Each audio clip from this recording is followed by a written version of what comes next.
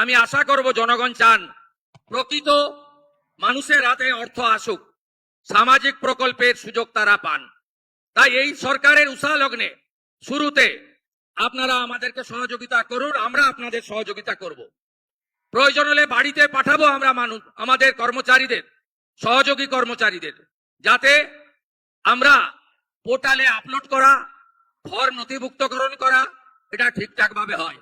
আপনারা সবাই রাষ্ট্রবাদী জনগণ, আপনারা চাইবেন না যে বাংলাদেশ থেকে আসা অবৈধ অনুপ্রবেশকারী তিনি অন্নপূর্ণা যোজনা পান, বার্ধক্য বিধবা ভাতা পান, আপনি চাইবেন না।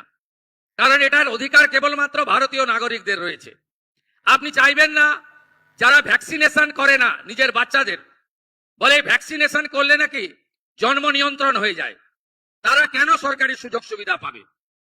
যারা সরকারি স্কুলে বাচ্চাদেরকে ভর্তি করেন না, সরকার অনুমোদিত স্কুলে বাচ্চাদের ভর্তি করেন না, যারা এমন জায়গায় বাচ্চাদেরকে ভর্তি করান যেখানে তাদেরকে এমন শিক্ষায় শিক্ষিত করা হয় যেখানে বন্দে মাতরম গাইতে বা জাতীয় সঙ্গীত গাইতে তাদের অসুবিধা হয়, তারা কেন সরকারি সুযোগ সুবিধা পাবে? তাই আমাদের যে ফর্ম, আমাদের যে ব্যবস্থা, তাতে আমরা একবারই চাইব, এবং এই স্বচ্ছতার সঙ্গে যে তালিকা হবে, এই তালিকাতে আপনাদের যা যা প্রয়োজন এই ডবল ইঞ্জিন সরকার তাই তাই পৌঁছে দেবে।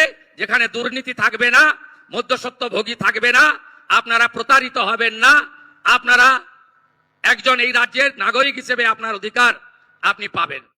আমি আপনাদের এই কথাগুলো বললাম।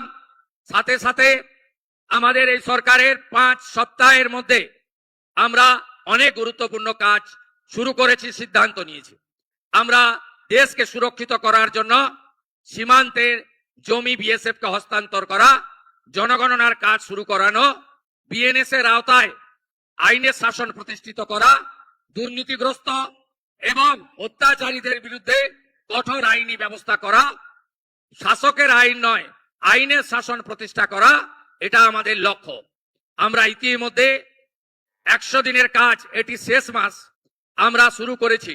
আমাদের ভারত সরকার এই মাসের 20 দিনের জন্য 700 কোটি টাকা দিয়েছেন। আগামী 1 জুলাই থেকে বিকশিত ভারত জি রামজি এই কর্মসূচিতে 100 দিন নয় 125 দিনের কাজ আপনারা পাবেন। তার জন্য 8500 কোটি টাকা আমাদের বরাদ্দ দেওয়া হয়েছে। আমরা ইতিমধ্যে নির্বাচনে যে প্রতিশ্রুতি দিয়েছিলাম, মা বোন দিদিদের আমরা 3000 টাকা করে অ্যাকাউন্টে দেব, এই প্রক্রিয়া শুরু হয়েছে, আরো চলবে যতক্ষণ না তালিকা সম্পূর্ণ হয়। আজ সকালের হিসাব আপনাদের দিয়ে দিলাম, 79 লক্ষ আমাদের দিদি বোন মায়ের অ্যাকাউন্টে পশ্চিমবঙ্গ সরকার এখন অবধি 3000 টাকা করে আপনাদেরকে অন্নপূর্ণা যোজনায় ট্রান্সফার করতে পেরেছে। শুধু তাই নয়, আগামী 20 জুলাইয়ের মধ্যে আবাস যোজনাতে সার্ভে হচ্ছে। আপনারা যারা এতদিন প্রধানমন্ত্রী আবাস যোজনা থেকে বঞ্চিত হয়েছেন, তারা প্রধানমন্ত্রী আবাস যোজনায় নাম নথিভুক্ত করতে পারবেন।